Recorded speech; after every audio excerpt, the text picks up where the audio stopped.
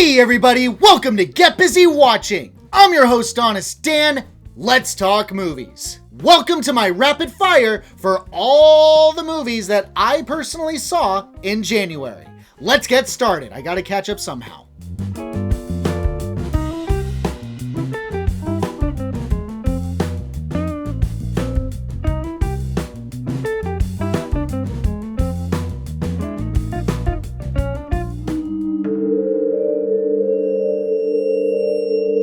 A family moves into a new home. Their pool is haunted, so be scared for your life. Ah! Haunted pool! Are you screaming? No? Oh. Well, I guess I just saved you $20. Sadly, you can tell where a good movie is supposed to be, and Wyatt Russell and Carrie Condon are good, if not wildly overqualified. But the horror is non-existent. It's not clear what the monster is that haunts the pool. The rules for it seem to change almost by the scene. It doesn't actually do anything when it has a chance to do something. The climax, as per the standard, is triggered by a psycho, all-knowing old lady. And the ending is so dumb. There are some nice shots here and there, but that's about all you can say about it. It was once a short film about 10 years ago. I'm calling it That's Better. Not worth it. My honest rating for Night Swim, a week 3 out of 5. You need to say something back.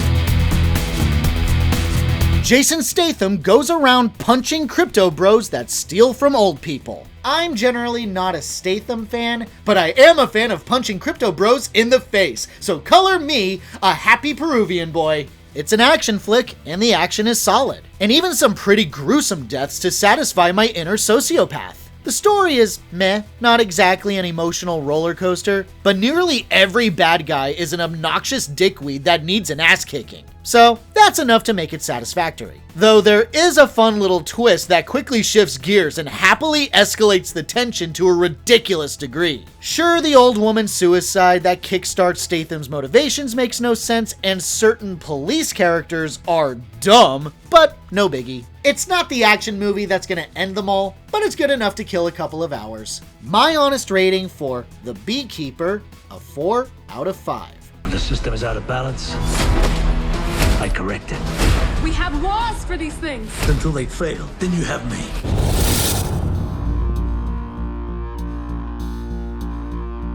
American and Russian astronauts are ordered by their governments to assert command of their space station after a sudden nuclear war. Despite its lackluster reception, I thought it was pretty solid, albeit with a lot of flaws. Despite the characters being one-dimensional personalities, the charm and likability of some of the actors is enough to make me care a little. When the plot gets underway, the nuclear fallout visuals are haunting, and the tension of what the crew will choose to do with their orders is effective. I like that some of the crew isn't on board with the coup, some are unnaturally more homicidal about it, which is lame. Some plot points seem like they're resolved, only to be brought back again and resolved just as quickly again. And I like the semi-ambiguous ending. I can see why people don't like it, but I kinda do. But I can't deny that it will be forgotten in time, so if you choose to skip it, you're not missing out. My honest rating for I.S.S, a strong 3 out of 5. War has broken out below,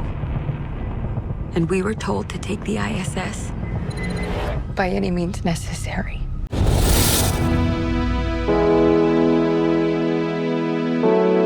Based on the true events of the 1972 Uruguayan Andes flight disaster and the survivors of the crash. It took a minute for the emotions to hit, but it does feel like a plane crashed in my heart. My initial complaint was that there were too many characters that I didn't learn enough about to care for in the event that they died. But toward the end, I learned why one character was narrating. Because he died, and he was the voice of those that didn't survive. It was a creative choice that hit hard, especially at the end. The other star of the show was the cinematography. Long shots hiding the plane wreckage in the snow, adding to the stress and hopelessness. It's fantastic. Not at all surprised that this was nominated for an Oscar. It is mostly faithful to the real events, it tugs at your heartstrings, and is already a contender for Best Film of the Year. My honest rating for Society of the Snow, a 5 out of 5. Mira, yo no se ve.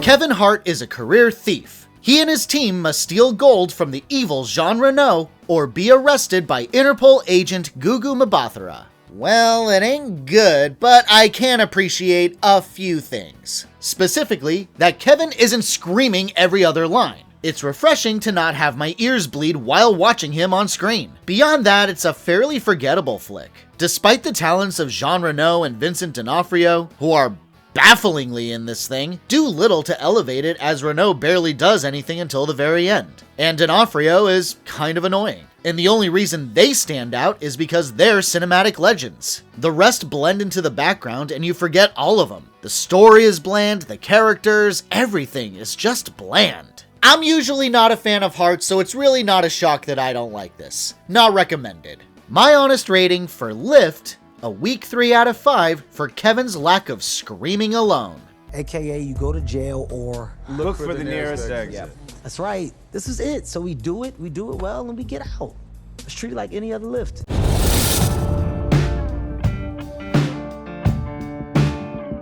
A South Korean post-apocalyptic sci-fi. A young girl is taken hostage by a crazy doctor and his cult. A pair of heroes go to save her. It's alright. There's a lot of jank to it. The acting can be a little over the top, but the action is pretty good. There is some bad CG at the beginning, but frankly, that's kind of the worst it gets, depending on how seriously you take the rest of it, which I don't think anyone should. What you have are fun, badass, or personable characters to carry you through the rest of the way. Mix them in with some wonderfully choreographed action scenes, and it is a fun time. I might question how the good people of this protected apartment complex don't see how off his rocker the evil doctor is, or how only now the parents of their kidnapped kids are asking questions, but It does hit some boring notes and missed opportunities, but it's fun.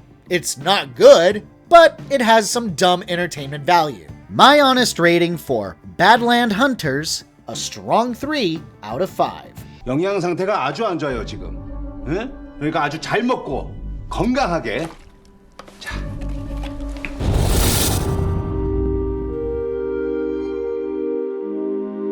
In a city, time has stopped, and no one can escape. But a young girl may hold the key to salvation. It's unusually complex for what seems like it's supposed to be a simple story.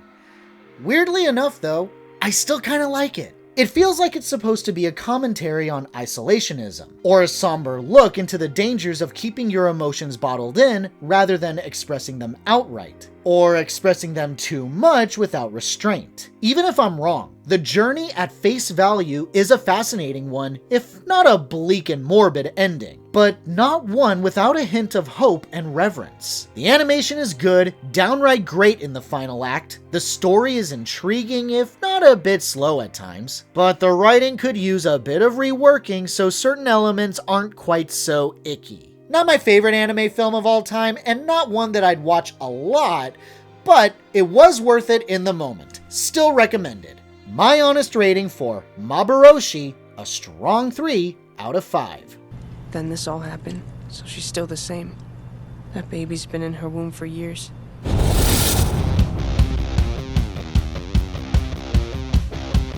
A German MMA fighter has only 60 minutes to get home for his daughter's birthday or risk his baby mama filing for sole custody. I really dig it. It ain't reinventing any wheels, but it's a solid action romp. The setup is pretty straightforward, and it works. You like main character Octavio. He's not a straight-up hothead fighter. Keeps his focus, only wants to be with his daughter. The mystery as to why he has a bunch of thugs demanding that he go back to the rigged fight he abandoned is left lingering a little too long maybe, but once the audience knows why, it gets tense. Some of the reveals are pretty obvious, sadly, and some characters don't get enough development, but the action scenes are pretty sweet, especially the 4-on-4 gym brawl and the climactic bash. It's simple, but it's entertaining enough and has a satisfying ending. If you have Netflix, check it out. My honest rating for 60 Minutes, a 4 out of 5. Wieso krieg ich das nicht hin? Weil der Kampf an ihrem Geburtstag ist. Kannst du aber nichts dafür. Ich kann nie was dafür.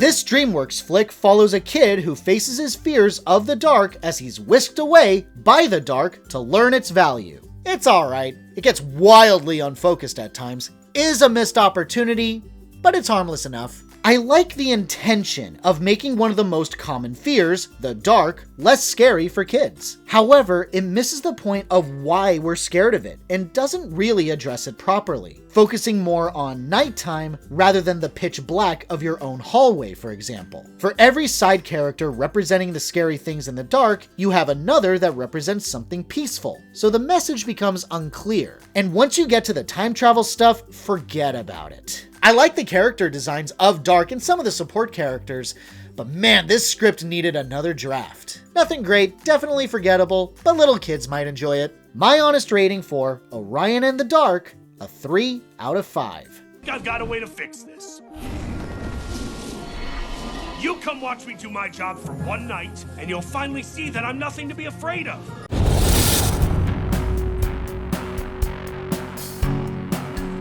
Belgium, World War II. A police officer kills a German soldier. He then joins a resistance spying on the Germans. This will not be for the faint of heart, as stories as told in World War II tend to not be. This is a paranoia thriller to the bone. The characters think everyone knows they killed this guy, then get neck deep in joining the White Brigade, and constantly towing the line of keeping their allegiance to the Nazis intact, while also helping the resistance. It's well written. Main character Will is sympathetic and simply wants to do the right thing and survive. I think the romance between him and Yvette isn't given enough depth, and other character load isn't given enough screen time, but it's a nail biter to be sure. I didn't know what the point was, but I still appreciate the woven story. I like it, but viewer beware. My honest rating for Will, a 4 out of 5.